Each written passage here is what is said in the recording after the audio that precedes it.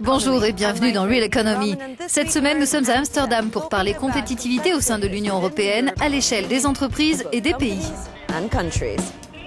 Dans cette édition, nous évoquerons les défis qui s'imposent à l'Europe avec l'Italienne Emma Marcegaglia, présidente de la Fédération patronale Business Europe.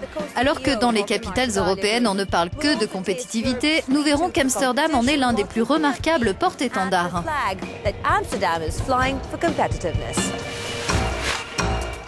Il est facile de résumer la compétitivité en disant qu'il s'agit de créer le meilleur produit au prix le plus bas par rapport à ses concurrents. Mais ce n'est pas si simple. Regardez notre cours accéléré.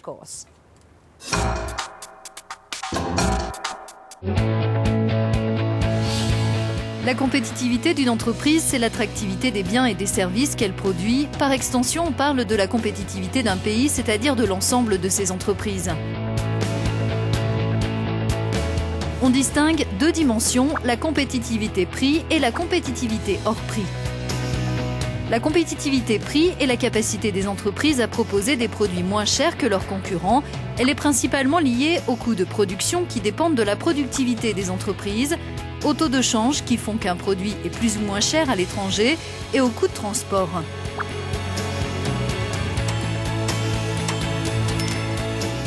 La compétitivité hors prix, elle, est la capacité des entreprises à proposer des produits qui se différencient par leur qualité, leur image ou leur caractère innovant. Pour mesurer les gains ou pertes de compétitivité d'un pays, on peut comparer l'évolution des coûts de production ou des prix de ce qui est produit localement par rapport à ce qui est fait ailleurs, mais cela revient à ne prendre en compte que la compétitivité prix. La compétitivité hors prix est plus difficile à quantifier. On peut regarder l'évolution de la productivité qui prend en compte les coûts de production et peut également refléter la capacité à innover et la qualité des infrastructures ou de la main-d'œuvre par exemple.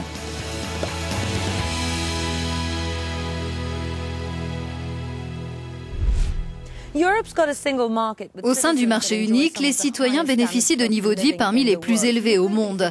Pourquoi ne pas comparer la compétitivité en Europe à une immense tablette de chocolat fabriquée par 22 millions d'entreprises portée par 500 millions de consommateurs?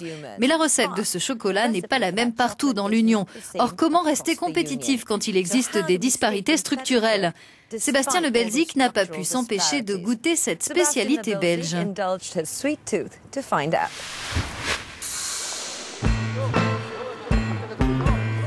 Bruxelles, capitale du chocolat.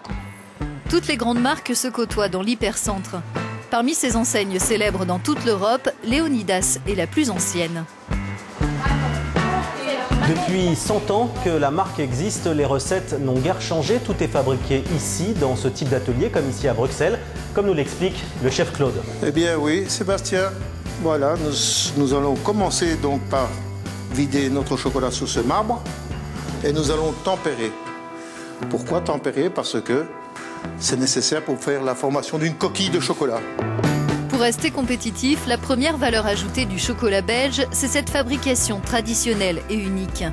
La matière première représente 60% du coût de revient de ces produits, la main-d'œuvre 30%. Un savoir-faire coûteux mais difficile à imiter.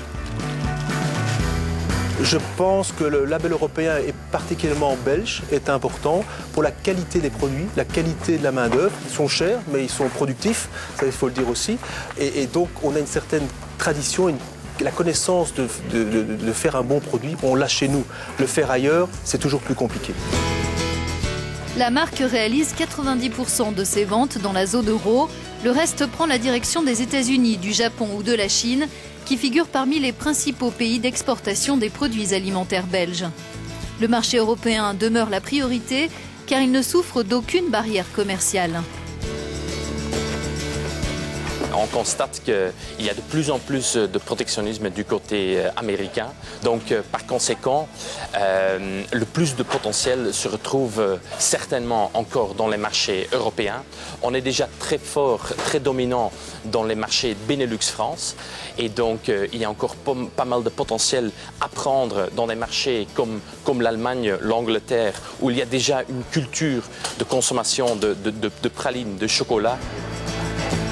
Léonidas tire 40% de son chiffre d'affaires de ses exportations, c'est 52% en moyenne dans l'industrie alimentaire belge. La Belgique est le pays européen où la part des produits alimentaires dans l'économie a le plus progressé depuis 10 ans. C'est aussi l'un des rares secteurs où des emplois ont été créés.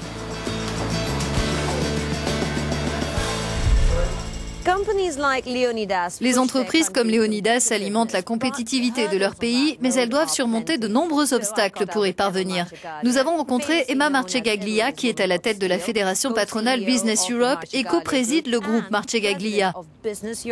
Je lui ai demandé quels défis les entreprises européennes doivent relever en matière de compétitivité.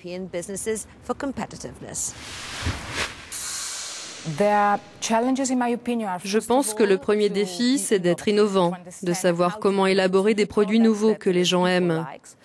Le deuxième, c'est de créer des emplois et de former les personnes qui les occupent. Et le troisième, c'est de se tourner vers l'international, de conquérir de nouveaux marchés où les consommateurs sont de plus en plus nombreux.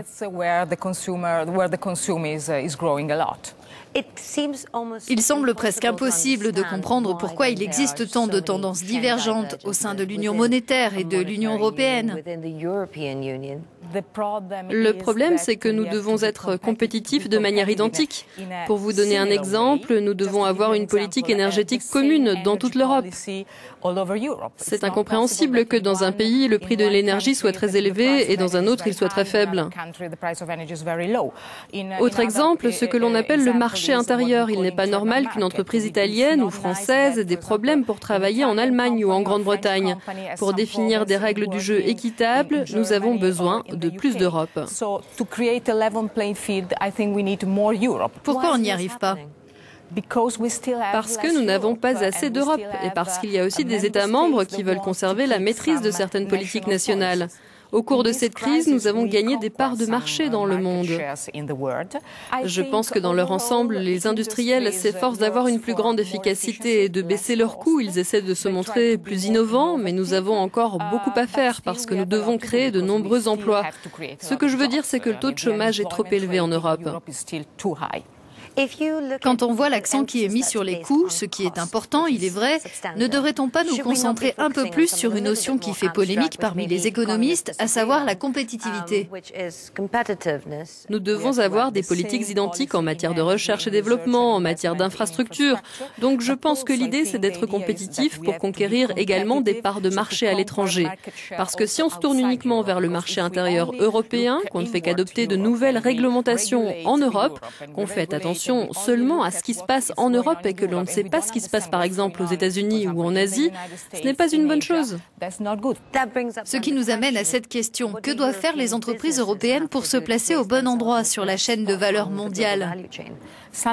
Parfois, vous savez, les Européens sont un peu moins innovants que par exemple les Américains, alors que nous devons faire preuve d'une grande innovation. Il nous faut moins de bureaucratie. Personnellement, je supprimerais peut-être 30% des réglementations inutiles au niveau des États membres et au niveau européen. Dans les pays du sud de l'Europe, les PME n'arrivent pas à emprunter auprès des banques, donc elles ne sont pas en mesure d'investir. Elles ne peuvent pas recruter les bonnes personnes, des personnes formées. L'accès au financement est l'un des problèmes clés que nous devons régler immédiatement et l'union bancaire représente l'un des moyens d'y parvenir.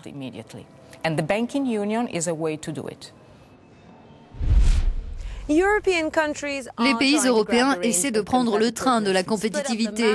Examinons la carte. Il y a d'abord les États membres en voie de rattrapage qui tentent quand même de l'attraper, puis les pays aux résultats irréguliers mais qui s'en sortent mieux, et enfin ceux qui affichent des performances stables. Parmi ces États membres les plus compétitifs, les Pays-Bas. Amsterdam se distingue particulièrement. Sébastien Le Belzic nous explique pourquoi. Amsterdam compte plus d'1 millier de start-up. C'est la ville où l'on crée le plus d'applications mobiles dans le monde, ce qui lui vaut le surnom d'Amsterdam. Si vous utilisez un smartphone ou une tablette comme celle-là, il y a de grandes chances que les applications qui se trouvent à l'intérieur aient été conçues ici, à Amsterdam. Amsterdam, aux Pays-Bas, qui est considérée comme la capitale européenne des nouvelles technologies. Pourquoi ce succès? Nous avons posé la question au créateur d'une société créée il y a 3 ans et aujourd'hui leader sur le marché de l'Internet pour enfants. Son implantation est l'une des clés de sa réussite. La combinaison des talents qu'il y a ici, la perspective internationale et en même temps la créativité de tout un tas de gens spécialistes des nouvelles technologies rendent la ville très attractive. Bien sûr, Amsterdam, ce n'est pas la Silicon Valley, mais c'est un très bon endroit pour se lancer. Amsterdam n'a rien à envier à la Californie. Mike Lee en est persuadé, cet ingénieur américain a longtemps travaillé pour Apple aux États-Unis avant de débarquer aux Pays-Bas. Amsterdam dispose d'une infrastructure qui favorise les rencontres en raison de sa densité. On est confronté à plus d'une centaine de nationalités. C'est comme ça qu'on peut adopter cette vision mondiale des affaires que l'on ne peut avoir nulle part ailleurs. La ville dispose en effet d'infrastructures exemplaires, d'une main-d'œuvre qualifiée et propose des incitations fiscales très favorables aux jeunes pousses. Reste le manque de financement, les aides publiques sont rares et les banques frileuses. Mieux vaut vous concentrer sur votre marché plutôt que sur les banques, parce que si vous trouvez une grande entreprise qui s'intéresse à vos innovations, elle vous fera entrer sur ce marché et ce sera une rampe de lancement beaucoup plus importante que d'obtenir 5 millions d'euros. Les Pays-Bas ne se classent qu'en 6e position des pays européens où les sociétés de capital risque ont le plus investi dans les startups. Pour autant, tous les géants de l'Internet y sont installés, Google, Twitter, Amazon ou LinkedIn. Ce secteur encore balbutiant avant la crise de 2008 est aujourd'hui le plus dynamique en Europe. Dans le sillage de l'essor des applications mobiles, 800 000 emplois ont été créés, dont 300 000 postes de développeurs informatiques.